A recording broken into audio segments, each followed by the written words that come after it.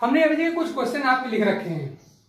Tautomerism हम लोग पूरा पढ़ चुके हैं, प्रैक्टिस भी अच्छा खासा हम लोगों ने कर लिया था। ये हमने आपके लिए 4 क्वेश्चंस रखे हैं।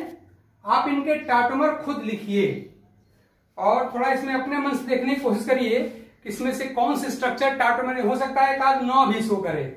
तो पहले तो इसी पॉइंट पे विचार करना कि इसमें से कौन सी स्ट्रक्चर टाटोमेरिज्म शो करेगी और कौन नहीं करेगी, और जो करेगी तब उसके आप टाटोमर बनाइएगा और उन टाटोमर्स में थोड़ा सा कंपैरेटिव स्टेबिलिटी फाइंड करने की कोशिश करिएगा। तो मैं ये कह रहा हूं कि आपके सामने हमने 4 स्ट्रक्चर्स यहां लिखे हुए हैं। आप इन 4 स्ट्रक्चर्स में पहला काम यह करो कि find that which structure will show tautomerism and which will not. कौन शो करेगी कौन नहीं करेगी, पहले इस बात का पता लगाइए।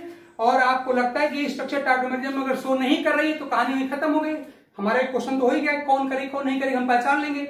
और दूसरी बड़ी बात है कि जो टाटोमेरिज्म शो करेगी आपके हिसाब से उसके टाटोमर आप लिखिएगा, और टाटोमर को लिखने के बाद फिर उसमें कंपैरेटिव स्टेबिलिटी फाइंड करने की कोशिश करो। ये 4 क्वेश्चन बड़े ब्यूटीफुल बड़े अच्छे क्वेश्चन हैं, आप इनको करिएगा।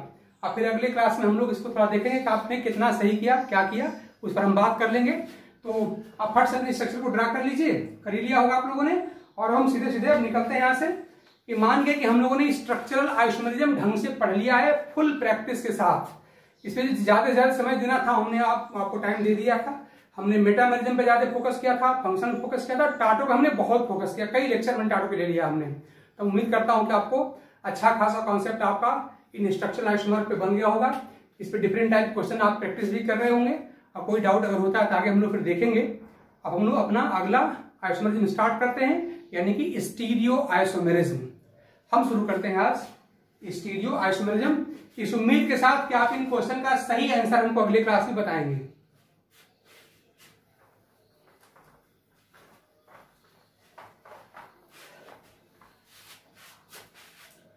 स्टीरियो आइसोमेरिज्म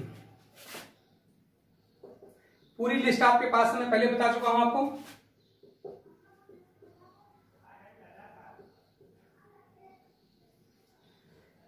इसके इंट्रोडक्शन हमने आपको बता दिया था कि सिंपली हम आइसोमर को डिफाइन कैसे करते हैं कि molecules having same structural formula, same molecular formula but having differences in their properties. अब देखियो प्रॉपर्टी में डिफरेंस जो है कई तरह का हो सकता है कि उसमें फिजिकल प्रॉपर्टी में डिफरेंस हो, केमिकल प्रॉपर्टी में डिफरेंस हो, दोनों में हो सकता है डिफरेंस हो, या हो सकता है कि उनके ऑप्टिकल बिहेवियर में डिफरेंस हो जाए, ऐसा भी मिलेगा। तो वो सारी बात हम लोग पढ़े हैं और आप लोग काम भर की जानते भी हैं। तो मैं थोड़ा सा इसके बहुत बेसिक में न जा करके मैं इसमें से मेनली 2 बात आपको बताना चाहता हूं, उसी पे पहले ढंग से प्रैक्टिस कर लेना चाहता हूं, और बाकी जो चीजें जनरल बचती हैं उनको जल्दी जल्दी कभी समेट लेंगे, कोई दिक्कत नहीं होगी। हम जितना जल्दी हो सके अब मैं रिएक्शन मैकेनिज्म पे शिफ्ट करना चाहता हूं, क्योंकि वो बड़ी इंपॉर्टेंट चीज आप जानते भी हैं, और उसके बाद से फिर आगे से देखा जाएगा। तो इसमें थोड़ा सा इतना खाली आपको याद रखना है, मैंने आपको एग्जांपल दिया था कि अगर कोई मॉलिक्यूल है और मॉलिक्यूल में एटम के जुड़ने के सीक्वेंस में अगर डिफरेंस आ जाता है, मतलब अगर उनके स्ट्रक्चर में डिफरेंस आता है, तो स्ट्रक्चर में डिफरेंस के नाते अगर प्रॉपर्टी में डिफरेंस आता है तो उस नई प्रॉपर्टी वाला मॉलिक्यूल हमारा होता है स्ट्रक्चरल आइसोमेरिज्म। और हमने एग्जांपल दिया था अपने बॉडी के बारे में कि अगर हमारे बॉडी के सारे ऑर्गन वही रहें लेकिन अगर उनके जुड़ने का क्रम अगर बदल जाएगा तो हमारे बॉडी की प्रॉपर्टी बदल जाएगी। जैसे मैंने एग्जांपल दिया था कि जहां पे हाथ लगाए अगर वहां पे पैर लाके जोड़ दिया जाए, जहां कान है अगर वहां पे नाक कर दिया जाए, रहे सारे के सारे अंग वही, नंबर वही रहे, स्ट्रक्चर भी वही रहे, फंक्शन भी वही रहे, खाली उनके जुड़ने का क्रम अगर बदल दिया जाए तो आप जानते हैं जो नई हमारी बॉडी बनेगी उसकी प्रॉपर्टी सर्टेनली अपने प्रेजेंट बॉडी से डिफरेंट हो जाएगी। तो ये आपका एग्जांपल था स्ट्रक्चरल आइसोमेरिज्म का। अगली बात हमने कहा था आपसे, इसको हम स्टीरियो स्पेस में हम क्या कहते हैं, यहाँ पे अपने बॉडी को जरा फिर दोबारा सोचिए, इसमें बॉडी के ऑर्गन के सीक्वेंस जैसे हैं वैसे रहने दीजिए। अब इस बार क्या करना है, वही बॉडी रहे, एक बार आप स्ट्रेट खड़े रहिए, अपने पोस्चर को ध्यान दीजिए हम कैसे हैं। अगली बार मान लो इसी बॉडी को लेकर हम लेट जाए जमीन पर, या हम क्या करें अपना सर नीचे और पैर ऊपर कर दें, तब देखिए जैसा आपकी बॉडी वही रहेगी, आपके बॉडी के डिफरेंट ऑर्गन के जुड़ने का सीक्वेंस भी वही रहेगा, लेकिन खाली स्पेस में अरेंजमेंट बदल देने से हमारे जो नई बॉडी का एक जो हमारा फॉर्म अपीयर होगा उसकी प्रॉपर्टी सर्टेनली अपने इस बॉडी से तो डिफरेंट हो जाएगी। इसको आप आसानी से इमेजिन कर सकते हैं, सोच सकते हैं। तो जब मॉलिक्यूल की प्रॉपर्टी इसलिए बदल जाए क्योंकि मॉलिक्यूल के जो ग्रुप्स एंड एटम्स हैं उनका स्पेस में अरेंजमेंट बदल जाए। जैसे मान लीजिए आपने कहा कि कोई आपका एटम या ग्रुप जुड़ा है, मान लो कार्बन से जुड़ा है, मान लो वो हम कर रहे हैं कि चलो 30 डिग्री पे जुड़ा है। अब उसका जो इंक्लिनेशन है बदल जाए, वो 60 डिग्री पे चला जाए, उसकी डायरेक्शन ऑफ अटैचमेंट बदल जाए, स्पेस में ओरिएंटेशन बदल जाए, तो एटम वही रहेगा, सारा स्ट्रक्चर वही रहेगा, लेकिन खाली स्पेस में अरेंजमेंट बदल जाने से प्रॉपर्टी बदल जाती है और इस तरह से एक नया मॉलिक्यूल रिजल्ट होता है। और इस तरह की आइसोमेरिज्म जो ग्रुप आइटम के स्पेस में अरेंजमेंट बदल जाने से जनरेट होती है, उसी को हम कहते हैं यहाँ पर स्टीरियो आइसोमेरिज्म या स्पेस आइसोमेरिज्म। हम इसका चार्ट आपको बताया था, आप पहले से भी जानते हैं। उसमें हम लोगों ने 2 फॉर्म पहले लिया था, एक का नाम था कन्फिगरेशनल और एक का नाम था कन्फर्मेशनल। आपको सब याद ही है, तो फट से इसको लिख के रिवाइज कराता हूं आपका। पहला हम लोगों ने लिखा था कन्फिगरेशनल और अगला हम लोग का था कन्फर्मेशनल। फिर आपने इसके 2 पार्ट कर दिए थे, एक का नाम था मान लो ज्योमेट्रिकल और एक का नाम था ऑप्टिकल। तो इस तरह से इसमें हमको 3 तरह के आइसोमेरिज्म पढ़ने को मिलेगी, एक ज्योमेट्रिकल मिलेगी, एक ऑप्टिकल मिलेगी और एक कन्फर्मेशनल मिलेगी। तो इसका डिटेल हम लोग को यहां पर करना है। मैं यहां पर आपको एक बहुत ही इंपॉर्टेंट बड़ा ही इंटरेस्टिंग टॉपिक आज बताने की कोशिश में करूंगा। असल में है क्या कि ज्योमेट्रिकल में सिस ट्रांस हम लोग पढ़े हैं, आप सब लोग जानते हैं, कोई प्रॉब्लम नहीं होगी। लेकिन इसी ज्योमेट्रिकल में थोड़ा सा हम और डिफरेंट दूसरे फॉर्म की बात हम लोग करेंगे। इसमें एक होता है EZ फॉर्म, थोड़ा सा हम अपने कंडीशन की बात को सेंटर में रख के इसको आगे बढ़ाएंगे। तो इसमें एक EZ फॉर्म होता है, थोड़ा उसकी बात करेंगे। और ऐसे ऑप्टिकल में हम लोगों ने जो D फॉर्म और L फॉर्म पढ़ा था, उसके साथ साथ एक RS कन्फिग्रेशन होता है। और इस ऑप्टिकल आइसोमेरिज्म में जो कायरल सेंटर्स होते हैं उन्हीं में RS कन्फिग्रेशन होता है। तो इस तरह से आप कह लीजिए, अगर आपको याद हो तो ऑप्टिकल आइसोमेरिज्म वो शो करता है जिसके पास एटलीस्ट 1 कायरल कार्बन होता है। और कायरल कार्बन हम लोग पढ़े हैं कि वो कार्बन होता है जिसके चारों ग्रुप डिफरेंट होते हैं, हम लोग सब देखें, आगे भी यहाँ भी देखेंगे। तो इस तरह से कायरल कार्बन वाले मॉलिक्यूल हमारे यहाँ पर ऑप्टिकल होंगे। और उनमें जो कायरल सेंटर होता है, यानी जिस कार्बन के चारों ग्रुप डिफरेंट होते हैं, मैं थोड़ा सा फर्स्ट एग्जाम्पल यही लेता हूं कि मान लीजिए कार्बन हो गया, ये हमारा मान लो OH हो गया, इसको मैंने H कर दिया, इसको हमने CH3 कर दिया और इसको मान लीजिए हमने कर दिया COOH। तो आप देख रहे हैं आपके पास ये जो कार्बन है इसके चारों ग्रुप डिफरेंट हो गए। और जिस कार्बन के ऑल द 4 ग्रुप डिफरेंट हो जाएं, या जिस कार्बन में उसके सारे के सारे जो वैलेंसीज हैं 4 डिफरेंट ग्रुप से सेटिस्फाई होती हैं, उसी को हम लोगों ने याद करिए कहा था कायरल कार्बन। इसको हम लोगों ने कायरल कार्बन कहा था, या इसी को हम लोगों ने एसिमेट्रिक कार्बन भी कहा था, इसी को हम लोगों ने डिसिमेट्रिक कार्बन भी कहा था। ये बात आपको याद हो गई होगी। तो इसी का कन्फिग्रेशन होता है R और S। R का मतलब होता है रेक्टस, और रेक्टस का मतलब ग्रीक भाषा में होता है, रेक्टस का मतलब होता है राइट, और S का मतलब होता है सिनिस्टर ना, आपको याद होगा, उसका मतलब होता है लेफ्ट। तो इसमें थोड़ा सा RS की बात अगर करनी हो, ऐसे यहां पर E और Z सिस्टम की बात करनी हो, तो चाहे ऑप्टिकल में RS डिसाइड करना हो और चाहे ज्योमेट्रिकल में E and Z form decide करना हो। E का मतलब आप जानते हैं, E का मतलब क्या होता है, इंटीग्रेशन, सबको पता है। इंटीग्रेशन मतलब होता है क्या, अपोजिट। और Z का मतलब क्या था, जिसोमेन, इसका मतलब क्या था, टुगेदर। अभी डिटेल में सब बात करेंगे, बस मैं फटाफट जल्दी जल्दी आपको याद दिला रहा हूं। हमने शायद थोड़ा हिंट किया भी था पिछले क्लासेस में, हम लोग क्लास 11 में थे तो, लेकिन वहां शायद थोड़ा कम हो पाया होगा। यहाँ डिटेल में करेंगे क्योंकि अपने एग्जाम के लिए बड़ा इंपॉर्टेंट है, कंपटीशन के लिए भी और बोर्ड के लिए भी शायद अभी आ गया है। तो इस तरह से इसका EZ हो, मतलब ज्योमेट्रिकल का EZ फॉर्म और ऑप्टिकल में कायरल सेंटर का RS कन्फिग्रेशन, इन दोनों के लिए ही एक सर्टेन सेट ऑफ रूल्स होते हैं। उनको हम लोग कहते हैं रूल्स ऑफ प्रायोरिटी, उनको हम कहते हैं रूल्स ऑफ प्रायोरिटी। तो थोड़ा सा प्रेजेंट टाइम में आज मैं इसी को ध्यान में रख करके, मतलब ज्योमेट्रिकल के E और Z फॉर्म को ध्यान में रख के और इस ऑप्टिकल के RS कन्फिग्रेशन को ध्यान में रख करके रूल्स ऑफ प्रायोरिटी क्या है, उसी पर आज हम आपसे बात करना चाहते हैं, उसको हम लोग पढ़ेंगे। इसको पढ़ने के बाद इसका डिटेल हम लोग कर लेंगे। तो जनरल बातें आप सब लोग जानते ही हैं, हम लोग किस दिन डिटेल में कर भी लेंगे जनरल सारी बातें। थोड़ा सा आज जो स्पेशल क्लास है और इसको आप स्पेशली मानिए, क्योंकि थोड़ा बहुत हिंट किया था, आप हो सकता है छुट्टियों में पढ़ भी लिए हूँ, उम्मीद यही करते हैं कि आपने पढ़ भी लिया होगा इन बातों को, फिर भी हम यहाँ पर आपको उसको बताने चल रहे हैं। तो आज हम क्या शुरू करने चल रहे हैं, हम लोग शुरू करने चल रहे हैं रूल्स ऑफ प्रायोरिटी। और ये किस काम आएगा, तो ये आएगा ज्योमेट्रिकल आइसोमेरिज्म में ई और जेड फॉर्म डिसाइड करने के काम आएगा, जो कि बड़ा इंपॉर्टेंट चीज होता है अपने क्वेश्चन पॉइंट ऑफ व्यू से। और ऐसे ही जो हमारे कायरल सेंटर्स होते हैं ऑप्टिकल आइसोमेरिज्म शो करने के लिए, उसके आरएस कंफिगरेशन, तो इस तरह से इसका आरएस, इसका इजेड, इसको डिसाइड करने के लिए सेंटर में होता है रूल्स ऑफ प्रायोरिटी। उसी की बात आपसे हम करने चल रहे हैं। शुरू किया जाए। और अपने हमारे उन क्वेश्चंस का आंसर आप लोग अगले क्लास में देंगे। तो देखिए, इसको जरा ढंग से समझना, ये बड़ा ही इंपॉर्टेंट बात है और कुछ खास कठिन नहीं है। ये चीजें बड़ी ही इंटरेस्टिंग है, अच्छी लगेंगी अगर आपको आ जाएगा तो। देखिए, पहली बात असल में होता क्या है, जरा एक बात समझो कि हमें करना क्या चाहते हैं। मान लीजिए मैं बिल्कुल एकदम जनरल फॉर्म लिख रहा हूं यहां पर। आपने पढ़ाई है कि जनरली बिल्कुल जनरल फॉर्म की बात हो रही है कि अगर किसी को ज्योमेट्रिकल आइसोमेरिज्म शो करना है तो वहां पर ए डबल बॉन्ड में तो पाई बॉन्ड एक होना चाहिए, जिससे कि उसका जो रोटेशन है वो सीज हो जाए, बंद हो जाए। तो मैं बिल्कुल जनरल सा एग्जांपल ले रहा हूं। मान लीजिए कि मैंने यहाँ पे H लिख दिया, यहाँ पर मान लो हमने OH लिख दिया, यहाँ पर हमने लिख दिया CH3 और यहाँ पर हमने लिख दिया मान लीजिए COOH। ये कोई स्ट्रक्चर हमने बना लिया। तो अब आप देख रहे हैं, याद करिए, अगर मैं ज्योमेट्रिकल आइसोमेरिज्म की बात करूं कि ये कंपाउंड ज्योमेट्रिकल आइसोमेरिज्म शो करेगा कि नहीं करेगा, तो सिंपली आप तुरंत कह देंगे हाँ करेगा। करेगा ना भाई। देखिए, C डबल बॉन्ड C भी है, हम लोग पढ़े थे। रिक्वायरमेंट नंबर 1 क्या होती है कि वहां पे एक पाई बॉन्ड होना चाहिए, C डबल बॉन्ड C होना चाहिए। हालांकि C डबल बॉन्ड N और C double bond O, N double bond O वाले भी शो करते हैं। तो सारी बातें डिटेल में हम पढ़ने वाले हैं। बस आज तो बस हम खाली शुरुआत भर करने चल रहे हैं।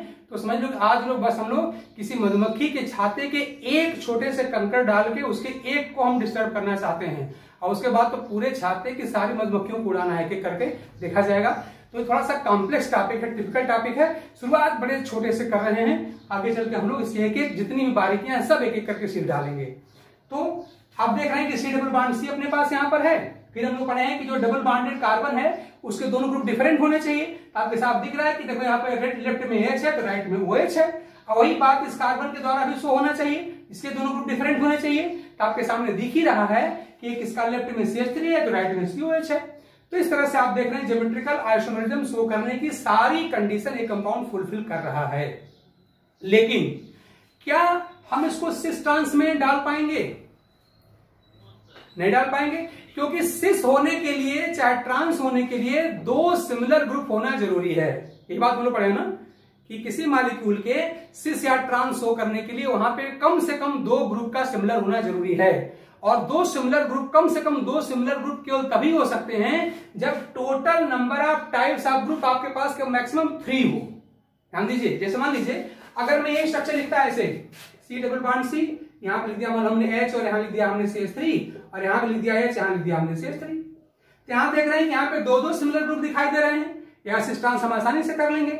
इसी तरह से मान लीजिए अगर मैं लिख दूं C डबल बॉन्ड C, यहाँ पे H, यहाँ पे OH और यहाँ पे मान लो कर दिया CH3 और यहाँ मान लेंगे कर दिया H। ये यहाँ कितने टाइप ग्रुप के हो गए? यहाँ पर हमारे ग्रुप के 3 टाइप हो गए, H, OH और CH3, 3 टाइप हो गए। लेकिन यहां देख रहे हैं कि सारे के सारे ग्रुप यहां पे डिफरेंट हैं। इसका मतलब कि सिस ट्रांस होने के लिए कम से कम दो ग्रुप का सिमिलर होना जरूरी है, यानी कि maximum number of type of group केवल 3 हो सकता है अगर आप शो करना चाहते हैं सिस ट्रांस आइसोमेरिज्म। तो सिस ट्रांस शो करने के लिए maximum number of groups linked with 2 double bonded carbon atom should be 3, केवल 3 तक हो सकता है। 2 हो और अच्छी बात है, मैक्सिमम 3 हो सकता है। लेकिन अगर कहीं 4 हो गया तो अब देख रहे हैं कोई भी दो ग्रुप सिमिलर नहीं है, और ऐसी केस में अब आप सिस ट्रांस आइसोमेरिज्म यहाँ पे शो नहीं कर पाएंगे। तो इसी के आइसोमेरिज्म को हम जब डिसाइड करना चाहें तो यहीं पर आपको ई और जेड की जरूरत पड़ने वाली है। तो पहले समझो ई जेड जरूरत पड़ती कब है? आप कहेंगे जब डबल बॉन्डेड कार्बन से जो 4 ग्रुप जुड़े हैं, जब चारों के चारों डिफरेंट हो जाएं, मतलब इन चारों में से अगर कोई भी दो ग्रुप सिमिलर न रह जाए तो उस कंडीशन में सिस ट्रांस हम अप्लाई नहीं कर पाएंगे, तब हमको वहां पर ई जेड सिस्टम अप्लाई करना पड़ेगा। ठीक, अब देखिए, अब इसमें हमको करना क्या पड़ेगा कि जो डबल बॉन्डेड कार्बन है, आप देख रहे हैं कि एक ग्रुप इसके लेफ्ट में है, एक राइट में लिखा हुआ है। हालांकि लेफ्ट राइट के कोई मतलब नहीं है, तो बोलने के लिए आप चाहो तो इसे इसको हॉरिजॉन्टल लिख दो, तो एक ऊपर चला जाएगा और नीचे चला जाएगा, तो उससे कोई मतलब नहीं है। मान लो मैंने ऐसे लिखा है, आप चाहो तो इसको ऐसे लिख दो C डबल बॉन्ड C, यहाँ पे कर दीजिए H, यहाँ कर दीजिए OH, या मान लो बुक की तरह अगर लिखें तो ऐसे लिखा जाता है, ऐसे यहाँ पे H, यहाँ पे OH, और यहाँ पे क्या है आपका H और OH हो गया, यहाँ पर आपका हो गया CH3, और यहाँ पर आपका हो गया COH। तो चाहे ऐसे वर्टिकल लिखा जाए चाहे हॉरिजॉन्टल लिखा जाए, इससे कोई फर्क नहीं पड़ता, वो तो बुक का राइटिंग पैटर्न है, कह लीजिए। तो अब इसमें करना क्या है कि जो डबल बॉन्डेड कार्बन में इसी की बात करूं, सबसे कॉमन जो पैटर्न है, जो डबल बॉन्डेड कार्बन है इसके दो ग्रुप्स यहां पर होंगे, और यहां पर मुझे दो नंबरिंग करनी है, दो रैंक देना है, दो प्रायोरिटी देना है। एक को नंबर 1 की प्रायोरिटी देनी है और एक को नंबर 2 की प्रायोरिटी देनी है। तो किस बेसिस पे मैं कहूं कि जो लेफ्ट वाला ग्रुप है उसे मैं नंबर 1 दूं, या राइट वाला है उसको नंबर 1 दूं, किसको मैं नंबर 1 दूं, किसको नंबर 2 दूं, इसी को डिसाइड करने के कुछ सर्टेन सेट्स ऑफ रूल्स हैं, इसी को हम रूल्स ऑफ प्रायोरिटी कहते हैं। इसी तरह से यहां पर यही बात कि डबल बॉन्डेड कार्बन है, यहां देखिए दो ग्रुप लगे हुए हैं, इसमें से किस ग्रुप को हम नंबर 1 की प्रायोरिटी या इंपॉर्टेंस दूं और किसको नंबर 2 पे ले जाऊं, इसको डिसाइड करना ही वो हम लोग को प्रायोरिटी डिसाइड करना होता है। इसी के सेट्स ऑफ रूल्स को हम लोग रूल्स ऑफ प्रायोरिटी कहते हैं। इसी तरह से हम बताओ भाई, कोई कुछ कर रहा है, कुछ पता चल रहा है कि हम काहे नहीं पढ़ना चाह रहे हैं? हम डबल बॉन्डेड कार्बन के जो दो डिफरेंट ग्रुप्स हैं और उसी में हम प्रायोरिटी ऑफ प्रेफरेंस या प्रायोरिटी ऑफ इंपॉर्टेंस हम डिसाइड करना चाहते हैं, किसको हम नंबर 1 कहें, किसको हम नंबर 2 कहें, उसी के रूल देखना चाहते हैं। इसी तरह से जैसे आर्टिकल में आइए तो वहां पे आप जानते हैं आपके पास जो कायरल कार्बन होता है इसके चारों ग्रुप डिफरेंट होते हैं। मान लो हमने यहाँ पे H लिख दिया, यहाँ पे OH लिख दिया, यहाँ पे हमने मान लो CH3 लिख दिया और यहाँ पे COH लिख दिया। अब देखिए आपके पास यहाँ तो 4 ग्रुप हो गए। यहाँ देखिए यहाँ पर हमारे पास केवल हर डबल बॉन्डेड कार्बन से 2 ग्रुप जुड़े थे, खाली इसी में से हमको 1 2 करना था, कोई नंबर 1 कोई नंबर 2। लेकिन वही जब आप आएंगे यहाँ पर कायरल सेंटर में, जब आप आएंगे ऑप्टिकल आइसोमेरिज्म के लिए यहाँ पर कायरल सेंटर में आएंगे, जब आपको RS कन्फिगरेशन डिसाइड करने की बात कही जाएगी तो उस कंडीशन में आप जानते हैं कायरल कार्बन से 4 डिफरेंट ग्रुप जुड़े होते हैं। याद रखिए 4 डिफरेंट ग्रुप जुड़े होते हैं, तब इसमें से कोई नंबर 1 दिया जाएगा, किसी को नंबर 2 कहा जाएगा, किसी को नंबर 3 और किसी को नंबर 4 कहा जाएगा। तो यहाँ तो 4 ग्रुप्स में हमको प्रायोरिटी का रैंक डिसाइड करना है कि कौन नंबर 1 वाला है, कौन नंबर 4 वाला है। तो इस तरह से ज्योमेट्रिकल आइसोमेरिज्म में EZ फॉर्म के लिए खाली दो ही रैंक होते हैं, 1 और 2, जबकि कायरल सेंटर के साथ जब हम यहाँ पर पढ़ेंगे RS कन्फिगरेशन तो वहां पर 4 ग्रुप्स हैं और चारों में 1 2 3 4 का रैंकिंग हमको डिसाइड करना पड़ेगा और इसी के लिए हमें रूल पढ़ना चाह रहे हैं। तो जरा सा रूल हम बता रहे हैं, एक एक करके आप देखते जाइए। चलिए देखिए, पहली बात है क्या दीजिएगा, ये हमारा एग्जाम्पल है। मान लीजिए मैं कहूं मेरा यहाँ पर NH2 है और यहाँ मान लीजिए मैं कह दूं यहाँ पर OH है, यहाँ पर हमने लिख दिया यहाँ पर CH3 और यहाँ मान लीजिए हमने लिख दिया यहाँ पर चलो खाली H लिख दिया ऐसे। देखिए 4 ग्रुप हमारे डिफरेंट हो गए, हर डबल बॉन्डेड कार्बन दोनों ग्रुप डिफरेंट हो गए। तो अगर डबल बॉन्डेड कार्बन से जो ग्रुप जुड़े हुए हैं, इसमें एक बात जरा याद रखना, इस ग्रुप में अगर कोई अल्टरनेटिव एटम यानी दूसरा एटम अगर प्रेजेंट है तो हाइड्रोजन को हम इग्नोर कर देंगे, उसे हम कंसीडर नहीं करेंगे। जैसे देखिए इस कार्बन के साथ ही OH लगा हुआ है तो आप देख रहे हैं कि चूंकि यहाँ पर O अवेलेबल है तो हम इस H को इग्नोर करेंगे, H को हम कंसीडर नहीं करेंगे। लेकिन जरा यहाँ पे आइए इस वाले कार्बन पे, यहाँ पे साफ साफ देख रहे हैं कि इस C के साथ यहाँ पे H जुड़ा हुआ है और इस ग्रुप के लिए H की जगह पे दूसरा कोई है नहीं, यहाँ पर अकेला H ही है। तो जब खाली अकेले H बचेगा, जब इसका कोई अल्टरनेटिव नहीं होगा तो उस कंडीशन में इसको कंसीडर किया जाएगा। तो बस मैं यहाँ पे H के लिए क्रॉस कर रहा हूं और यहाँ पे H को मैं टिक कर रहा हूं। तो आपको याद रखना है कि किस कंडीशन में H को या H के रैंकिंग को इग्नोर किया जाएगा और किस कंडीशन में H के रैंकिंग को कंसीडर किया जाएगा। तो आपने कहा कि अगर किसी ग्रुप में H के साथ कुछ और भी लगा है, कोई दूसरा आइटम कुछ भी हो सकता है H को छोड़ करके, तो उस समय हम H को इग्नोर करेंगे, उसे कंसीडर नहीं करेंगे। जबकि अगर कहीं पर ग्रुप की जगह पर खाली H ही लगा है, कोई अगर ऑप्शन नहीं है, दूसरा कोई अल्टरनेटिव नहीं है, तो उस कंडीशन में H को कंसीडर करना पड़ेगा। ठीक, एक बात आपके समझ लेना है। दूसरी बात देखिए, अगर इस डबल बॉन्डेड कार्बन से जुड़े हुए दोनों ग्रुप यानी लेफ्ट वाला और राइट वाला, अगर दोनों ग्रुप का फर्स्ट एटम अगर डिफरेंट हो, ध्यान दो, अगर फर्स्ट एटम ही डिफरेंट है तो वहां पे priority is decided on the basis of their atomic number. याद रखिए, अगर डबल बॉन्डेड कार्बन से जुड़े जो दोनों ग्रुप है लेफ्ट और राइट वाले, उनके फर्स्ट एटम को देखिए, यहां पर आपका कौन सा है, नाइट्रोजन है, और यहां कौन सा है, ऑक्सीजन है, दोनों ग्रुप डिफरेंट हो गए। तो अगर डबल बॉन्डेड कार्बन से जुड़े जो लेफ्ट और राइट में जो दो डिफरेंट ग्रुप्स हैं, अगर उनके फर्स्ट एटम में डिफरेंस है तो क्या करेंगे, तब यहां पे order of priority is decided on the basis of atomic number and atom with higher atomic number is accorded highest priority. यानी जिस एटम का एटॉमिक नंबर अधिक रहेगा उसको हम हाईएस्ट प्रायोरिटी देंगे, मतलब उसको हम नंबर 1 कहेंगे, और जिसका एटॉमिक नंबर कम रहेगा उसे हम नंबर 2 कहेंगे। तो इस तरह से यहां पर देखिए हमारा डबल बॉन्डेड कार्बन है, एक तरफ इसके NH2 है जिसका एटम यहाँ पे N होगा, इसका एटॉमिक नंबर हम देखेंगे, और यहाँ हमारा OH है जिसका हम O देखेंगे। अब देखिए एक बात है कि मान लो अगर हमको एग्जैक्टली एटॉमिक नंबर न भी पता हो तो कम से कम इतना पता हो जरूर होना चाहिए किसका एटॉमिक नंबर कम है, किसका एटॉमिक नंबर अधिक है। तो आप देख रहे हैं यहाँ पर भी पीरियोडिक टेबल की हेल्प आपको लेनी पड़ सकती है। वैसे N और O सबको पता है, N का होता है सबको पता है कितना 7 होता है, O का कितना होता है 8 होता है, हम सब लोग जानते हैं। तो हम सबको पता है कि इनके एटॉमिक नंबर कितने कितने हैं, तो हम यहाँ लिख दे रहे हैं फट से, O का होता है 8 और N का होता है यहाँ पर 7, हम यहाँ लिख दे रहे हैं। तो इस तरह से हमको क्लियर हो गया कि यहाँ पर O का एटॉमिक नंबर अधिक है इन कंपैरिजन टू N, इसलिए अधिक वाले यानी O को हम नंबर 1 की प्रायोरिटी देंगे, और जिसका कम है यानी N जिसका 7 है उसको हम नंबर 2 की प्रायोरिटी देंगे। तो हम चाहें तो इसको देख के देखिए फिगर हम बना सकते हैं कि यहाँ पर हम लिख सकते हैं C डबल बॉन्ड C, और इस OH की जगह पे हम यहाँ पे इसका प्रायोरिटी रैंक लिख दे रहे हैं, यानी मैं यहाँ पर नंबर 1 लिखने जा रहा हूं और इसको मैं नंबर 2 लिखने जा रहा हूं। ऐसा ही आपको भी करना चाहिए। अगर अब आपको बातें हो गई हैं क्लियर, तो फट से बताओ इस वाले कार्बन को, बताइए लेफ्ट और राइट में किसको मैं नंबर 1 कहूं?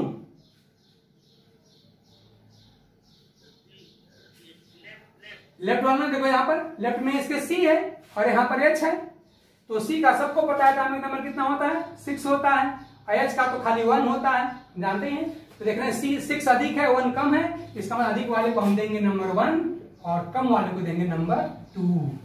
तो इस तरह से अगर डबल बॉन्डेड कार्बन से जो ग्रुप जुड़े हुए हैं, अगर उनके फर्स्ट पोजीशन वाले एटम में या एटम के एटॉमिक नंबर में अगर डिफरेंस है, तो उस कंडीशन में रूल ये कहता है कि जिसका एटॉमिक नंबर हाई होगा उसे हम फर्स्ट प्रायोरिटी अकॉर्ड करेंगे, मतलब फर्स्ट प्रायोरिटी देंगे, मतलब उसकी हम रैंकिंग फर्स्ट पोजीशन पे करेंगे, नंबर 1 लिखेंगे उसके लिए। और जिसका एटॉमिक नंबर कम हो जाएगा उसको हम लोएस्ट प्रायोरिटी यानी नंबर 2 की प्रायोरिटी इसको हम देंगे, यानी इसको हम सेकंड रैंक देंगे। एक रूल आपका ये हो गया, इसमें कोई डाउट किसी को होना नहीं चाहिए, ठीक।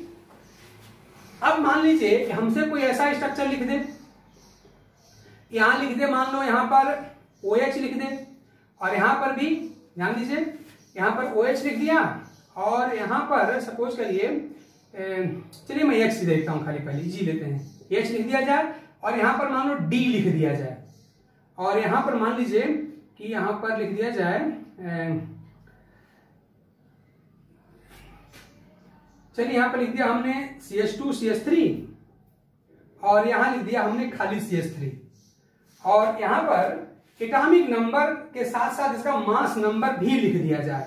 जैसे यहां पर लिख दिया जाए 12 और यहां लिख दिया जाए मान लीजिए 14, ऐसे लिख दिया जाए। तो एक बात जरा सा ऊपर वाले की बात करिए, तो D का मतलब ड्यूटेरियम होता है, सबको पता है, T का मतलब ट्रिटियम होता है।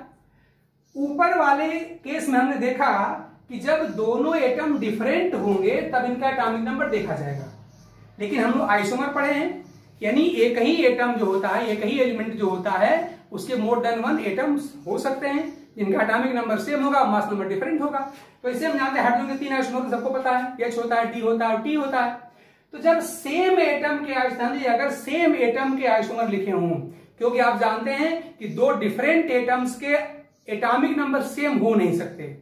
अगर दो एटम के एटॉमिक नंबर अगर सेम है तो सर्टेनली एलिमेंट आपका सेम होगा, खाली उसके आइसोमर होंगे वो। तो आप जानते हैं H और D दोनों ही हाइड्रोजन के आइसोमर हैं। एक को हम कहते हैं क्या चीज, प्रोटियम कहते हैं ना, प्रोटियम, एक को हम कहते हैं ड्यूटेरियम। तो जहां पे सेम एटम के आइसोमर लिखे होंगे वहां पर हम क्या करेंगे कि चूंकि सेम एटम के आइसोमर का एटॉमिक नंबर सेम होता है, यानी इसका एटॉमिक नंबर यहाँ पर 1 ही होगा, इसका भी 1 ही होगा। तो आप सब लोग जानते हैं कि जब एटॉमिक नंबर सेम हो जाता है तो यहाँ पर मास नंबर देखा जाता है। हमने कहा कि जब सेम एटम के सेम एलिमेंट के अगर वहां पे आइसोमर लिखे हों तो आप जानते हैं आइसोमर में सबका एटॉमिक नंबर सेम होता है लेकिन मास नंबर डिफरेंट होता है। ऐसे में क्या देखा जाएगा, तब इनको ऐसे हमको मास नंबर देखना पड़ेगा। और हम सब लोग जानते हैं कि यहाँ पर प्रोटियम का कितना होता है, 1 होता है, और ड्यूटेरियम कितना होता है, 2 होता है। तो ऐसे केस में हम मास नंबर कंसीडर करेंगे और जिसका मास नंबर अधिक होगा उसको हम फर्स्ट प्रायोरिटी अकॉर्ड करेंगे, फर्स्ट प्रायोरिटी देंगे, और जिसका मास नंबर कम होगा उसे हम सेकेंड प्रायोरिटी अकॉर्ड करेंगे। कुछ ऐसी बात आपको यहाँ पे साफ साफ दिखाई दे रही है। अगर यहाँ पे मास नंबर ना लिखा गया होता तब तो बात कुछ और होती, लेकिन यहाँ देखें सब मास नंबर लिख दिया गया है। यहाँ लिखा है 12 और यहाँ लिखा है 14। इसका मतलब कि यहाँ पे कार्बन के 2 आइसोमर लिख दिए गए हैं।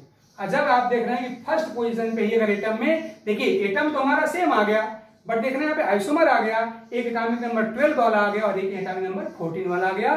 तो जिसका मास नंबर अधिक होगा उसको हम हाईएस्ट प्रायोरिटी अकॉर्ड करेंगे। यानी इस केस में भी हम ऐसे ही उसी रूल का यूज कर सकते हैं।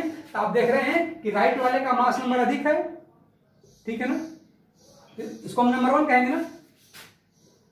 तो C डबल बॉन्ड से इधर हो गया नंबर 1, इधर हो गया नंबर 2, और ऐसे इधर भी राइट वाला नंबर 1 पाएगा। ध्यान देना भाई, क्योंकि मास नंबर में डिफरेंस यहीं पर कर दिया गया है, ठीक। तो उस कंडीशन में यहां पर भी हमारा नंबर 1 आएगा, यहां भी नंबर 2 आएगा। तो ये नंबर 2 कब के लिए है, ए नंबर 2 तब के लिए है जब सेम एलिमेंट के आइसोमर लिखे हों। और आइसोमर हम जानते हैं कि इनके एटॉमिक नंबर सेम होते हैं, केवल मास नंबर में डिफरेंस होता है। तो इसलिए आप लोग यहाँ पर मास नंबर को कंसीडर करेंगे और जिसका मास नंबर अधिक होगा उसे हम फर्स्ट प्रायोरिटी अकॉर्ड करेंगे और जिसका मास नंबर कम होगा उसे हम सेकंड प्रायोरिटी अकॉर्ड करेंगे। तो हमने ये करके आपको बता दिया। यहाँ तो कोई डाउट आप लोगों को होना नहीं चाहिए, हमारा ख्याल है। चलिए अब मैं थोड़ा सा एक और काम करता हूं, मैं इसको मिटा लूंगा। अब मान लीजिए कि अगर मैं ऐसा करूं कि फर्स्ट पोजीशन पे मैं सेम एटम लिख दूं, जैसे मान लीजिए यहां भी मैंने लिखा CH2, यहां भी लिख दिया हमने CH2, दोनों सेम हो गए। अब इस ग्रुप को मैं लंबा करने जा रहा हूं। अब मैं यहां लिख दूं, मान लीजिए यहां पर NH2 और यहां लिख दूं मैं यहां पर OH। अब देखिए ग्रुप आपके डिफरेंट हो गए।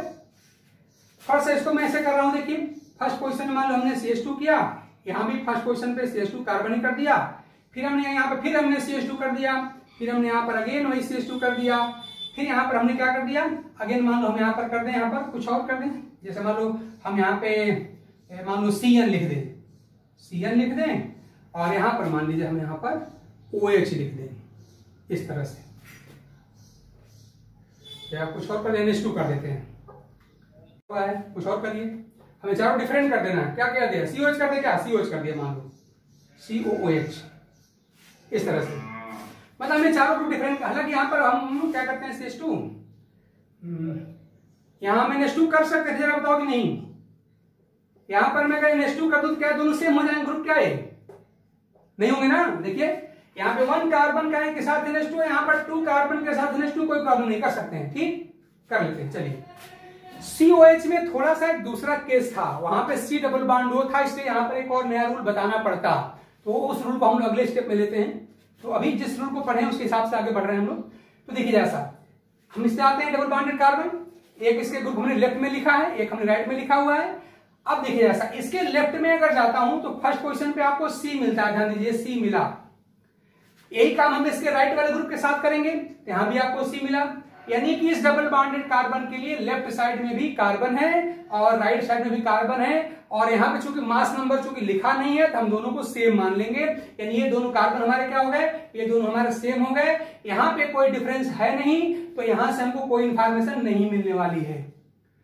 तो जब फर्स्ट पोजीशन पर लेफ्ट और राइट में प्रेजेंट जो ग्रुप्स हैं, अगर इनके एटॉमिक नंबर मास नंबर में कोई डिफरेंस ना मिले, तब आपको यही कंपैरिजन इसके अगले वाले मतलब सेकंड पोजीशन पे जाके करना चाहिए। यानी फर्स्ट पोजीशन दोनों सेम हो गई। जैसे हम जानते हैं ना कि मान लो कहीं कोई टूर्नामेंट हो रहा है और फर्स्ट जो राउंड है वो ड्रा हो गया तो सेकंड राउंड खिलवाया जाता है। तो यहाँ पर होगा, अब हम क्या करेंगे, फर्स्ट राउंड हमारा इक्वल हो गया, सेम हो गया। तब सेकंड राउंड की बात करेंगे, मतलब सेकंड पोजीशन जो ग्रुप्स हैं उनको याद देखिए, यहाँ पर O है और यहाँ पर N है, ध्यान दीजिए। इस डबल बॉन्डेड कार्बन के लेफ्ट साइड में सेकंड पोजीशन पे जो ग्रुप है उसका एटम O है और जो राइट साइड में उसका क्या है, N है। तो इस तरह से अब देखिए सेकंड राउंड में सेकंड पोजीशन पे हमको डिफरेंस साफ साफ दिख गया। O का हम सब लोग जानते हैं कि एटॉमिक नंबर कितना होता है, 8 होता है, और N का सबको पता है कि 7 होता है।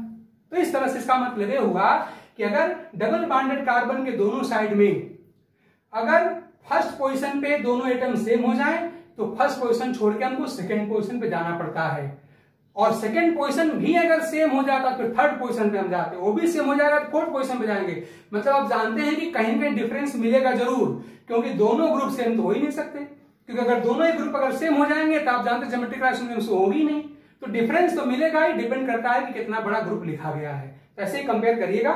हमको देखिए हमारे इस एग्जांपल में सेकंड पोजीशन में डिफरेंस मिल गया, लेफ्ट में है यहाँ पर O एटॉमिक नंबर यहाँ पर 8 और राइट में है यहाँ पे N एटॉमिक नंबर 7, और हमको साफ साफ डिफरेंस अब दिख रहा है। तो फटाफट आ जाइए, इस बार हम क्या लिख सकते हैं, C डबल बॉन्ड C। ठीक, अब बताओ नंबर 1 किसे दें, राइट को कि लेफ्ट को? नंबर 1 कौन पाएगा, लेफ्ट वाला ना। आपका हो गया नंबर 1 प्रायोरिटी का ग्रुप और ये हो गया सेकंड प्रायोरिटी का ग्रुप। अब बिल्कुल यही टेक्निक आप यहां अपनाइए और हमको जल्दी से बताइए कि ये जो हमारा ये वाला कार्य मैंने सर्किल में से बंद कर दिया, इसमें लेफ्ट और राइट में से मैं किसको नंबर 1 अकॉर्ड करूं, किसको नंबर 1 दूं, जल्दी बताइए। लेफ्ट नंबर 1 रहेगा। देखिए C और C सेम हो गया, कोई बेनिफिट नहीं मिलने वाला है।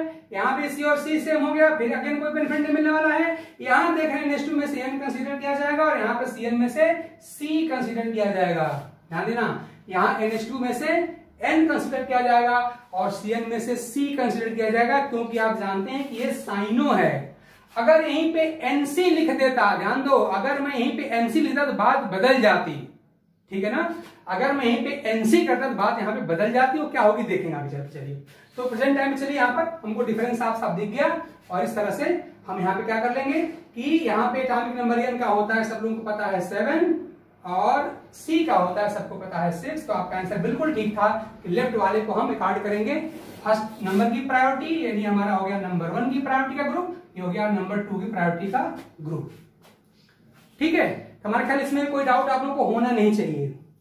ये रूल कब लगेगा, जब दोनों साइड में किसी डबल बॉन्डेड कार्बन के दोनों साइड के एटम अगर सेम होने लगे, ठीक, तो अगर फर्स्ट पोजीशन वाले सेम हो जाएंगे तो सेकंड राउंड पे जाएंगे, वो भी सेम हो जाएंगे तो यहाँ पर थर्ड राउंड में जाएंगे, थर्ड भी सेम हो गया तो फोर्थ राउंड पे जाएंगे। यानी हम तब तक एक कंपैरिजन करते रहेंगे जब तक कि हमको 2 atoms or group having difference in their atomic numbers ना मिल जाए, और वो जरूर मिलेगा, क्योंकि अगर सेम हो जाएगा तो ज्योमेट्रिक रिलेशनशिप वो होगी नहीं। तो इस तरह से हमको ये रूल पता चल गया। हमारे पास कोई डाउट आपको होना नहीं चाहिए। ठीक है, आगे बढ़े। तो हम लोग का ये रूल भी हो गया। ठीक, अब एक और नया रूल देखते हैं जिसके लिए हमने COH को मिटाया था। देखिए ऐसा मैंने क्यों किया था और क्या रूल है। तो इस तरह से अगर हम अपने अगले एटम पे अगर हम पहुंच रहे हैं, ध्यान दीजिए, तो ये भी आपको साफ साफ दिख रहा है क्या होगा। देखिए जैसा अगेन देखिए, थोड़ा सा एक बात पर पहले मैं सीख लूं, फिर आगे चल करके हम एग्जाम्पल कराते हैं। जैसे मान लीजिए किसी ग्रुप में अगर मान लो यहाँ पे Cn लिखा है, तो हम सब लोग जानते हैं कि Cn का मतलब होता है C ट्रिपल बॉन्ड N। ठीक, तो C ट्रिपल बॉन्ड N को हम क्या करेंगे, ध्यान दीजिए, इसको हम ऐसे देखिए बदल देंगे। और कैसे बदलेंगे कि जो मल्टीपल बॉन्डेड एटम्स या ग्रुप होंगे ना, उनको सिंगल बॉन्ड में कन्वर्ट करिएगा। अगर कोई भी ऐसा ग्रुप मिलता है जिसमें डबल या ट्रिपल बॉन्ड है, तो पहला क्या करना पड़ता है कि पहले उस मल्टीपल बॉन्ड को सिंगल बॉन्ड में कन्वर्ट करना होता है। यानी कि जो C ट्रिपल बॉन्ड N दिख रहा है, इसे मुझे क्या करना पड़ेगा, मुझे इसे यहाँ पर C सिंगल बॉन्ड N में कन्वर्ट करना पड़ेगा। पहला काम ये करना पड़ेगा। और इसका तरीका क्या होता है कि जितने बॉन्ड यहां लिखे होंगे उतनी बार इसको आप सिंगल बॉन्ड के थ्रू लिखिएगा। मैंने कहा कि जितने बॉन्ड होंगे, जितने मल्टीपल बॉन्ड्स यहां पर होंगे, उतनी बार सिंगल बॉन्ड के थ्रू लिखना है। यानी यहां पे C ट्रिपल बॉन्ड है ना, तो इसी C और N को सिंगल बॉन्ड के थ्रू लिखेंगे, और कितनी बार लिखेंगे, यानी कि ट्रिपल बॉन्ड 3 बार लिखेंगे। मैं फिर रिपीट करूं कि मल्टीपल बॉन्ड से अगर कोई एटम के ग्रुप जुड़े हैं तो उस मल्टीपल बॉन्ड को सिंगल बॉन्ड में कन्वर्ट कर दीजिएगा, और इस सिंगल बॉन्ड में कन्वर्ट करने के बाद इसको कितनी बार लिखेंगे, तो जितना यहां पर मल्टीपल बॉन्ड का नंबर होगा। जैसे अगर यहां पे डबल बॉन्ड होता तो मैं खाली 2 बार लिखता CN। यहां पर हमारे एग्जाम्पल जो कि ट्रिपल बॉन्ड है तो मैं 3 बार लिखूंगा C सिंगल बॉन्ड N, तो उसको 3 बार लिखिए, यानी कि ऐसे हमको लिखना पड़ेगा। अब ये मत सोचना कि यहाँ तो एक ही N था, यहाँ तो आपने 3 N कर दिया, इस पर आपका हेडेक नहीं लेना है। ये तो प्रायोरिटी डिसाइड करने का एक तरीका है।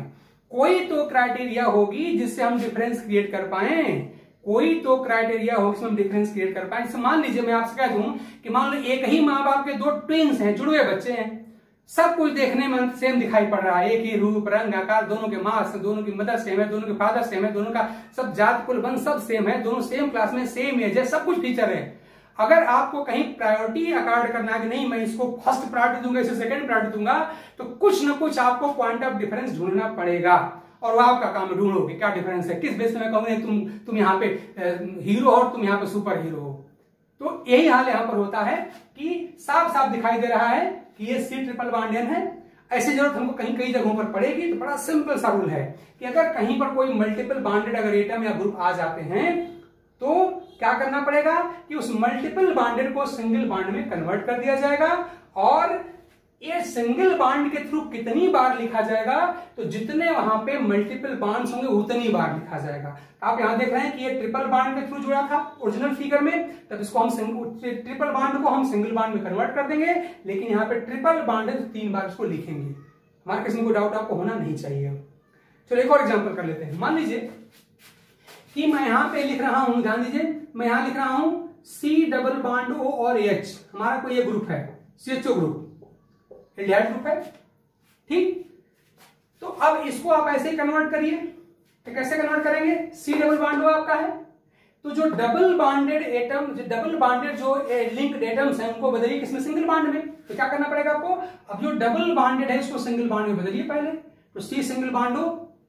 अब C सिंगल बॉन्ड O कई बार लिखेंगे, तो देखिए कितने बॉन्ड से जुड़े थे, तो दो बॉन्ड जुड़े हुए हैं डबल से, तो 2 बार लिखेंगे, तो हम यहाँ पे 2 बार लिख देंगे C सिंगल बॉन्ड O। ये आपका पहले से सिंगल बॉन्ड से CH को लिख दीजिए, यानी CHO को हम ऐसे कन्वर्ट कर देंगे, ठीक है ना, ये हम ऐसे कन्वर्ट कर लेंगे। चलिए एक और एग्जांपल ले लेते हैं। मान लीजिए मुझे लिखना है COOH, तो हम सबको पता है कि अगर कहीं पर COH लिख के मिलेगा तो इसका सिंपल सा मतलब हम सब लोग जानते हैं क्या होता है, ये होता है C डबल बॉन्ड OOH, ये होता है। तो COH को आप तुरंत ये मान लेंगे कि ये C डबल बॉन्ड OH होता है, और इस तरह से जो C डबल बॉन्ड OH होता है, आप इसे क्या करोगे कि इसको भी ऐसे ही आप यहाँ पे कन्वर्ट कर दीजिएगा, और वो क्या हो जाएगा आपका, देखिए C डबल बॉन्ड है, क्या करेंगे कि यहाँ पे O को सिंगल बॉन्ड के थ्रू दिखाएंगे, और कई बार दिखाएंगे, 2 बार दिखाएंगे। तो आपका हो गया O, ये हो गया आपका O, और आपका यहाँ पर OH ऑलरेडी है ही है। तो इस तरह से हम लोग ट्रिपल बॉन्डेड डबल बॉन्डेड वाले जो ग्रुप्स होते हैं आप उसको तुरंत क्या कर देंगे, बदल देंगे सिंगल बॉन्डेड स्ट्रक्चर में। और इस तरह से हम इसको बनाने के बाद अब हम लोग आगे चल क्या करेंगे, अब हम लोग प्रायोरिटी डिसाइड कर लेंगे, ठीक। और मैं जल्दी से एक एग्जांपल आपको करके दिखा देता हूं, इसी के साथ आज की क्लास में कंप्लीट करूंगा, और इस पर जो रिमेनिंग प्रैक्टिस है वो अगले क्लास में कर लेंगे। जैसे मैं एक छोटा सा एग्जांपल के थ्रू मैं इस रूल की प्रैक्टिस कराना चाहता हूं। देखिए क्या होगा ये, मान लीजिए कि हमारे पास ये है C डबल बॉन्ड C, इधर मान लीजिए हमारा हो गया यहाँ पर CH2, यहां पे कर दीजिए CH2, यहां कर दीजिए आप, चलो हमने कर दिया यहां पर OH, और या यहां पे आप कर दीजिए CH3, और यहां कर दीजिए आप यहां पर CHO, यहां कर दीजिए CHO, और ऐसे यहां भी मान लो कर दिया हमने यहां पे कर दिया CH2, यहां पे कर दिया हमने CN, और यहां मान लो हमने कर दिया यहां पर CH2, और यहां मान लो हमने क्या कर दिया, हम कर देंगे यहां पर COOH। हमने एक अच्छा सा एग्जांपल ले लिया है जिसका लेवल बहुत ठीक ठाक है।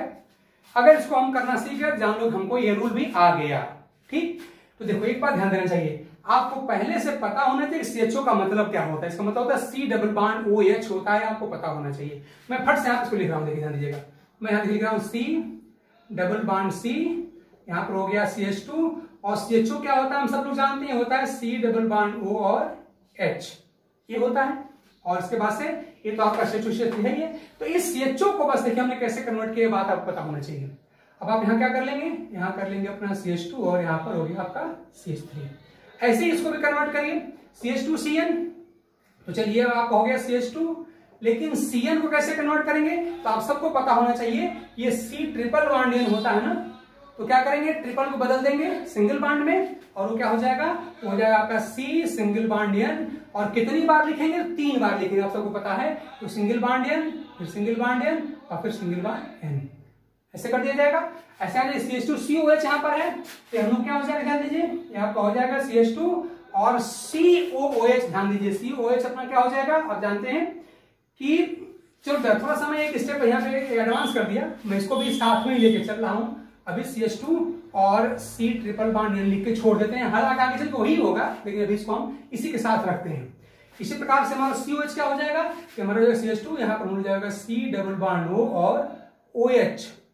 तो इस तरह से इस CHO को देख करके आपको ये फिगर याद आनी चाहिए, और COH को देख करके आपको ये वाली फिगर याद आनी चाहिए कि हमारा COH ये होता है, और Cl को देख के आपको ये फिगर याद आनी चाहिए। ठीक, और अगर ये बातें आपको पता चल गई तब तो आप फटाफट बना ही सकते हैं।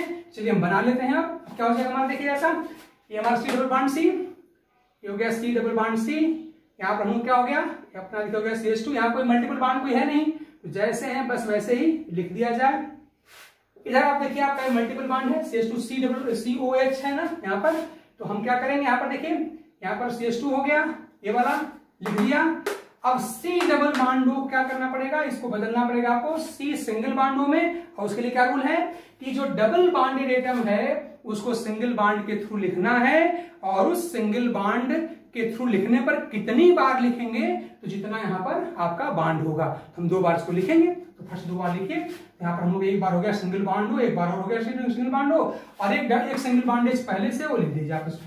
यानी इस CHO को देखकर, ध्यान दीजिए इस CHO को देख करके आपको ये पता करना चाहिए कि जो CHO हमारे जनरल स्ट्रक्चर में है, यहां पर मान लो CHO ऐसे लिखा है, तो इसको हम ऐसा लिखा अपने मन से समझ लेंगे, क्योंकि हम जानते हैं कि CHO का स्ट्रक्चर क्या होता है। फिर इसको देख के ऐसे कन्वर्ट कर दीजिएगा। ठीक, कोई डाउट नहीं चाहिए। चलिए बातें हैं, ये वाला डबल बॉन्ड C यहां पर लिख दिया हमने, चलिए डबल बॉन्ड C लगाया। इधर आपका क्या है, अब इसके यहां पर पहले हम लेफ्ट में आते हैं, CH2COH, हमारा देखिए हो गया यहाँ पर CH2 हो गया, अब प्लस COOH को पकड़िए, COOH